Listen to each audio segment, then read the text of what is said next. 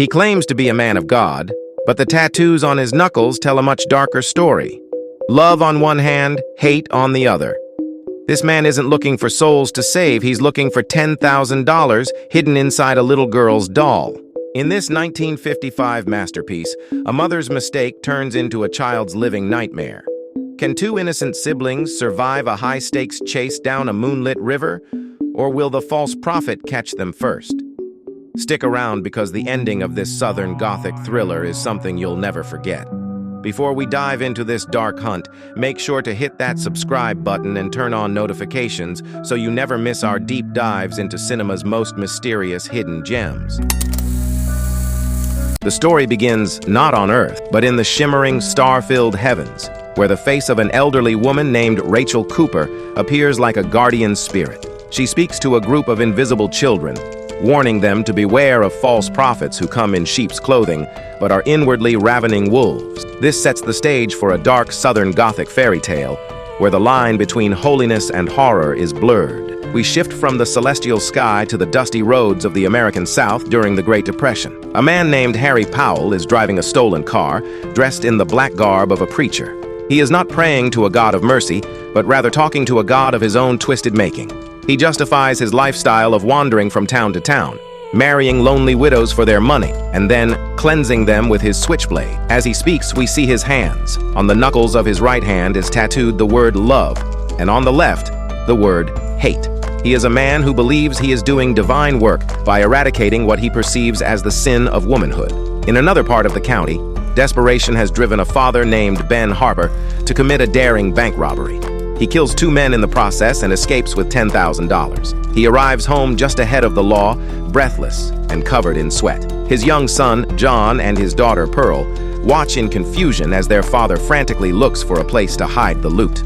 Just as the police sirens wail in the distance, Ben stuffs the cash deep inside Pearl's favorite rag doll and makes the children swear a blood oath. They must never, under any circumstances, tell anyone, not even their mother, Willa, where the money is hidden. Ben is tackled and arrested in his own front yard as his children watch in silence, the weight of a $10,000 secret now resting on their tiny shoulders. Ben Harper is sent to prison, where he is placed in a cell with none other than Harry Powell, who has been picked up for driving a stolen car. Throughout the night, Harry tries to manipulate Ben, whispering and prodding him to reveal the location of the stolen bank money. Harry believes that God has delivered this sinner to him so that he may claim the wealth for his temple. But Ben is a man of his word. He remains silent, eventually going to the gallows without uttering a single word about the location of the cash. When Harry is finally released, he has a new mission. He heads straight for the small town where the Harpers live, posing as a traveling preacher who supposedly ministered to Ben in his final hours. Upon his arrival, Harry Powell uses his silver tongue and charismatic presence to charm the entire community. He paints himself as a holy man who tried to save Ben's soul. The townspeople, especially the local busybody Icy Spoon, are completely taken in by his performance. Even Ben's widow, Willa, who is struggling to raise her children alone, begins to see Harry as a beacon of hope and a way to wash away the shame of her husband's crimes. However, young John is not fooled. He sees the coldness in Harry's eyes and recognizes the way the preacher stares at Pearl's doll with a predatory hunger. John tries to warn his mother, but Willa is too desperate for redemption to listen.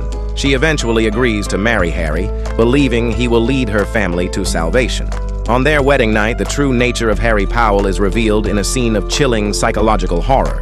Instead of a husband's embrace, Harry treats Willa with utter disgust. He tells her that their marriage is not for the flesh, but for the spirit. He forces her to look at herself in the mirror and repent for her sins, effectively breaking her will and turning her into a submissive follower. As the days pass, Harry begins to exert more pressure on the children.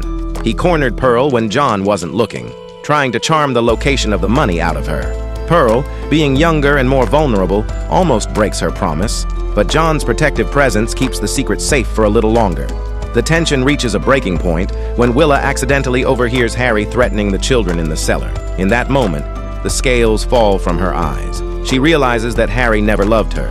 He only wanted the money her husband stole. That night, as she lies in her bed, which is lit by a sharp cathedral-like beam of moonlight, she waits for her fate. Harry stands over her, silhouetted against the wall like a dark shadow of death. He raises his knife, and with a swift, cold motion, he murders her. To hide his crime, he places her body in the family car and pushes it into the deep, dark waters of the river. One of the most hauntingly beautiful shots in cinema history follows.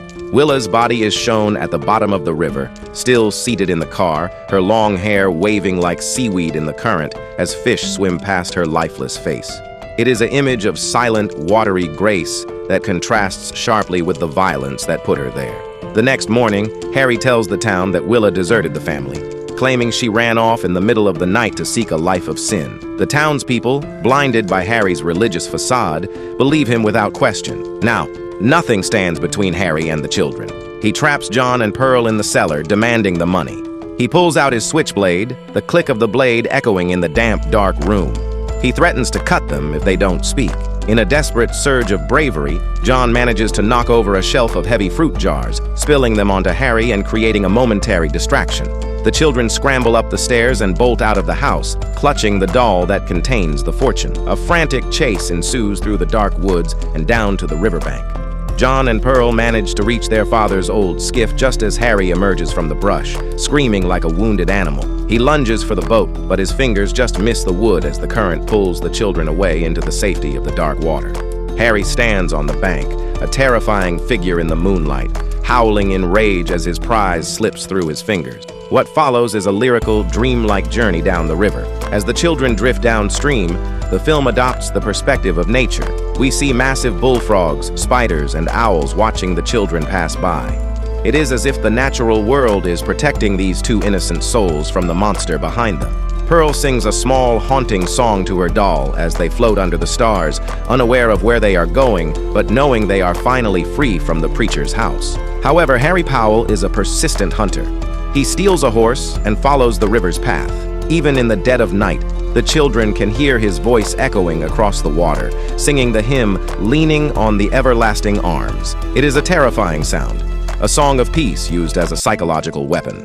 Every time the children try to rest at a farm or find food, they see the dark silhouette of the man on horseback appearing on the horizon. He is an unstoppable force of nature, slowly but surely closing the gap. Exhausted and starving, the children eventually wash up on the property of Rachel Cooper. Unlike the other adults in the film, Rachel is a woman of iron will and genuine faith.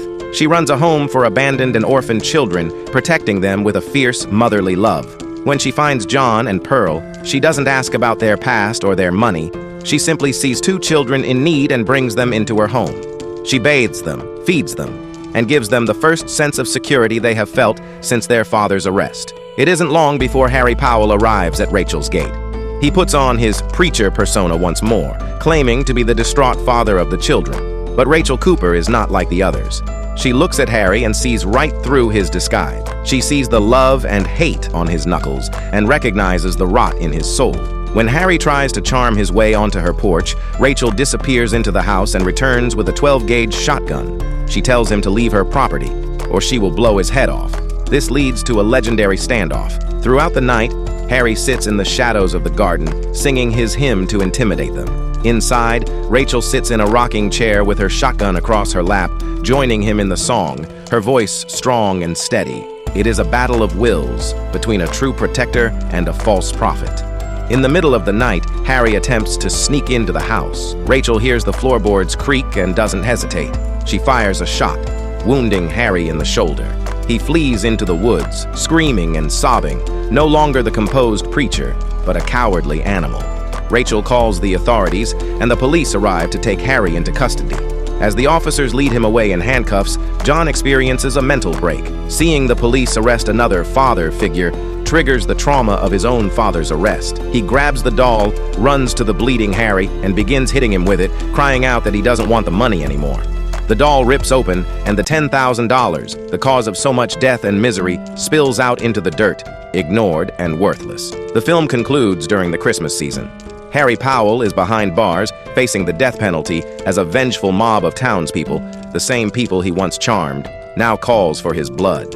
In the safety of Rachel's home, John and Pearl finally find peace. They are surrounded by other children, enjoying a modest but warm Christmas. John gives Rachel a simple gift, a small token of his gratitude. Rachel looks at the camera and reflects on the resilience of children.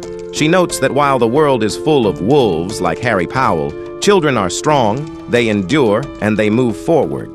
The nightmare is over, and for the first time in their lives, John and Pearl are truly home.